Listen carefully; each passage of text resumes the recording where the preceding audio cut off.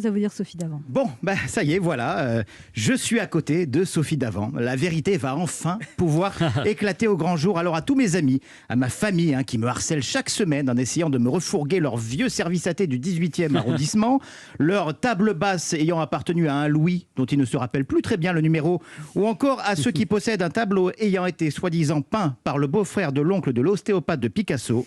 Je vous le redis une bonne fois pour toutes, et cette fois-ci, la personne concernée est à côté de moi, elle pourra le confirmer, je ne connais pas personnellement Sophie Davant. Alors parfois, Sophie Davant, quand on écrit une chronique, il est possible qu'on exagère un peu la vérité, qu'on romance l'histoire pour être plus drôle et faire rire davantage l'invité. Eh bien, sachez que ce n'est absolument pas mon cas aujourd'hui. La preuve, je vous laisse écouter l'enregistrement authentique capté par mon cousin il y a quelques mois de cela, alors que mon grand-père, âgé de 95 ans, faisait le tri dans ses affaires pour m'envoyer un colis. Je vais donner à Laurent. Oui. Pourquoi? Comme ça ramasse de l'argent. Là, aux enchères, tu sais, au machin. Il connaît bien celle qui est présente. Il connaît bien celle qui présente. Je ne sais pas d'où il a été sortir ça.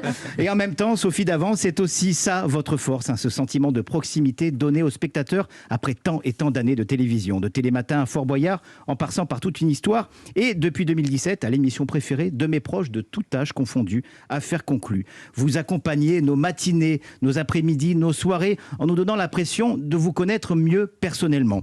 Moi-même, je ne vous cache pas mon enthousiasme quand j'ai su que vous étiez notre invité aujourd'hui. Alors rassurez-vous, je ne vais pas vous demander de passe-droit pour mon grand-père, même si j'ai chez moi un carton rempli de vieilles assiettes datant de l'Indochine qui ne serait pas contre soumettre à l'expertise de vos experts. On a tous, chez nous, des choses qui prennent la poussière, dont on n'a plus vraiment l'utilité. Moi, par exemple, depuis le début de la crise sanitaire, avec les gestes barrières à 1 mètre, puis 1,50 m, puis 2 mètres, ma vie sentimentale est recouverte de toiles d'araignée.